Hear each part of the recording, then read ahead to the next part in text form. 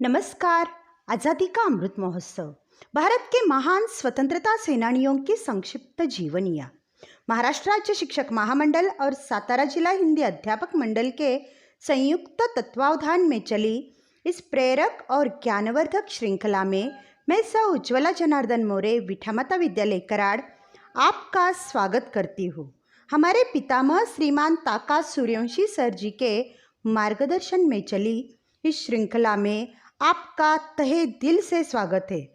आज इसकी 63वीं कड़ी में हम नीरा आर्या के बारे में जानेंगे। झुकने न दिया सर को कभी, सर कटा दिया वतन की शान में। दाग एक लगने न दिया कभी, सपूतों ने माँ भारती की आन में। अपने लहू की एक एक बूंद से सींचा उन्होंने अपने इस वतन को। नीरा आर्या आज़ाद हिंद फौज में रानी झांसी रेजिमेंट की एक सिपाही थी, जिन पर अंग्रेजी सरकार ने गुप्तचर होने का आरोप लगाया था। इन्हें नेताजी सुभाष चंद्र बोस जी ने नीरा नागिनी नाम दिया था। एक महान देशभक्त, साहसी एवं स्वाभिमानी महिला थी।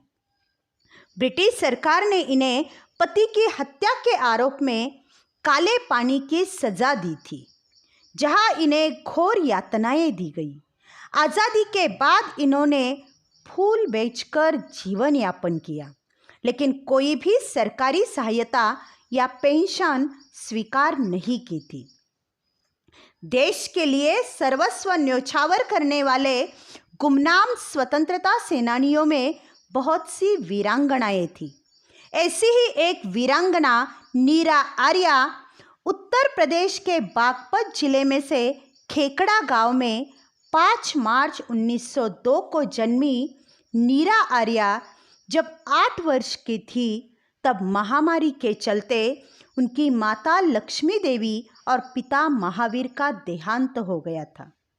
उन दिनों खेकड़ा में आर्य समाज के एक सम्मेलन में भाग लेने को कोलकाता से आए सेठ छज्जूमल ने नीरा और उनके भाई बसंत को गोद लिया था। नीरा की शिक्षा दीक्षा कोलकाता में ही हुई थी। 25 दिसंबर 1928 को नीरा का विवाह कोलकाता में ही श्रीकांत जयरंजन दास से हुआ था, जो अंग्रेज सरकार के गुप्तचर विभाग में अफसर थे। नीरा को विवाह के बाद पता चला कि उनके पति कई स्वतंत्रता सेनानियों को पकड़वा चुके थे। इसी बीच उन्हें यह भी जानकारी हुई कि उनके पति अंग्रेज अफसरों के साथ मिलकर नेताजी सुभाष चंद्र बोस की हत्या की योजना बना रहे हैं। इस पर भड़की नीरा, उसने पति से 2 टूक कह दिया कि सरकारी नौकरी और मुझमें से किसी एक को चुन लो।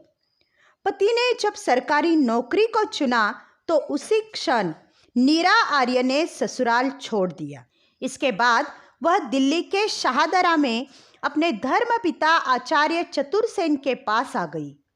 यहाँ संस्कृत व अंग्रेजी ट्यूशन पढ़ाने लगी।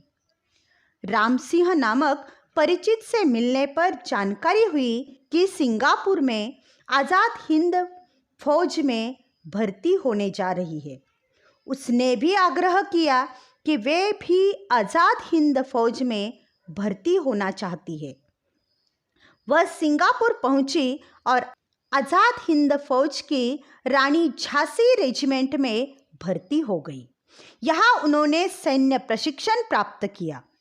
इसी दौरान श्रीकांत जयरंजन दास को नेताजी सुभाष चंद्र बोस की जासूसी करने और उन्हें मौत के घाट उतारने सिंगापुर भेजा गया।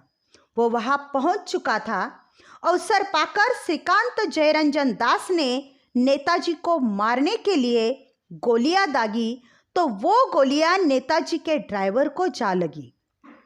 लेकिन इसी दौरान नीरा आर्या ने चालाकी से श्रीकांत जयरंजन दास के पेट में संगीन घोंप कर उसे मौत के घाट उतार दिया था। नेताजी सुभाष चंद्र बोस ये देखकर हैरान रह गए। उनकी जान बचाने के लिए अंग्रेजी सेना में अफसर अपने पति श्रीकांत जयरंजन दास की हत्या कर दी थी नीरा आर्या ने। नेताजी को बचाने में विधवा होना स्वीकार करने वाली नीरा को नीरा नागिनी ये नाम नेताजी सुभाष चंद्र बोस जी ने जाबाज तेज तर्रार सेनानी के रूप में दिया था। नीरा आर्या को आज़ाद हिंद फौज की प्रथम जासूस होने का गौरव प्राप्त है। नीरा को यह जिम्मेदारी स्वयं नेताजी ने दी थी। अपने साथी मानवती आर्या, सरस्वती राजमणि और दुर्गा मल्ल गोरखा एवं युवक डैनियल कालेसंग, इन्होंने नेताजी के लिए अंग्रेजों की जासूसी भी की। वे भेष बदलकर अंग्रेज अफसरों के यहाँ साफ सफाई का काम करती थी। हासिल जानकारी को नेताजी तक पहुंचाती थी। कभी कभार हाथ महत्वपूर्ण दस्तावेज भी लग जाया करते थे। अपनी और अपने साथियों की जान खतरे में डालकर जासूसी करनी पड़ती थी। एक बार दुर्गा को अंग्रेजों ने पकड़ लिया। नीरा आर्या और राजमणि ने दुर्गा को छुड़ाने के लिए तृतीय पंथी बनने की वेशभूषा बनाई। जहां दुर्गा को बंदी बनाया गया था, वहां अफसरों को धोखे से नशीली दवा खिला दी और इसके बाद तुरंत दुर्गा को लेकर वहां से भाग निकली। तभी एक अंग्रेज सैनिक ने फायरिंग की, जिससे राजमणि के पैर में गोली लग गई। लंगड़ाते हुए वह दुर्गा और नीरा एक पेड़ पर चढ़ गए। अंग्रेज सैनिकों ने उन्हें पकड़ने के लिए सर्च ऑपरेशन चलाया। यह तीनों पेड़ पर ही डटी रही। 3 दिन तक हिम्मत जुटाकर वो वहीं रही और चौथे दिन किसी तरह आज़ाद हिंद फौज के बेस में पहुंची। इसी दौरान राजमणि की टांग में लगी गोली 3 दिन तक वैसी ही रही। इस वजह से वे हमेशा के लिए लंगड़ी हो गई। लेकिन उनकी बहादुरी से खुश होकर नेताजी ने राजमणि को रानी झांसी ब्रिगेड में लेफ्टिनेंट और नीरा आर्या को कैप्टन का ओहदा दिया था। आज़ाद हिंद फौज के आत्मसमर्पण के बाद नवंबर 1945 से मई 1946 तक लाल किले में आज़ाद हिंद फौज का मुकदमा चला। इस दौरान सभी आज़ाद हिंद फौज के कैदियों को रिहा कर दिया गया, लेकिन नीरा को पति की हत्या के आरोप में काला पानी की सज़ा हुई। इसके बाद उन्हें अंडमान के सेल्युलर जेल भेज दिया गया। इस दौरान ब्रिटिश सैनिक नीरा को हर दिन प्रताड़ित किया करते थे। जेल में नीरा आर्या को कई यातनाएं दी गई। सेल्युलर जेल के जेलर ने नीरा के सामने पेशकश रखी कि अगर वो नेताजी सुभाष चंद्र बोस जी के ठिकाने का खुलासा करेगी तो उसे रिहा कर दिया जाएगा। इस पर नीरा ने जवाब दिया, नेताजी की मृत्यु एक विमान दुर्घटना में हो गई है और पूरी दुनिया यह बात जानती है। जेलर ने नीरा की बात पर हंसते हुए कहा, तुम झूठ बोल रही हो। सुभाष चंद्र बोस अभी भी जीवित है। तब नीरा ने कहा, हाँ वो जिंदा है, वो मेरे दिल में रहते हैं। इसके बाद जेलर ने गुस्से में आकर कहा, फिर तो हम सुभाष चंद्र बोस को तुम्हारे दिल से ही निकाल कर रहेंगे। इसके बाद दरिंदगी दिखाते हुए नीरा के कपड़ों को फाड़ दिया और लोहार को उनकी छाती काटने का आदेश दिया। इसके बाद लोहार ब्रेस्ट रिपर से उनके दाहिने हिस्से को काटने लगा। बर्बरता यही नहीं रुकी। जेलर ने उनकी गर्दन पकड़ ली और कहा कि मैं तुम्हारे दोनों हिस्सों को काट कर शरीर से अलग कर दूंगा। इस बर्बरता के बावजूद नीरा आर्या ने नेताजी सुभाष चंद्र बोस जी के बारे में कुछ नहीं बताया।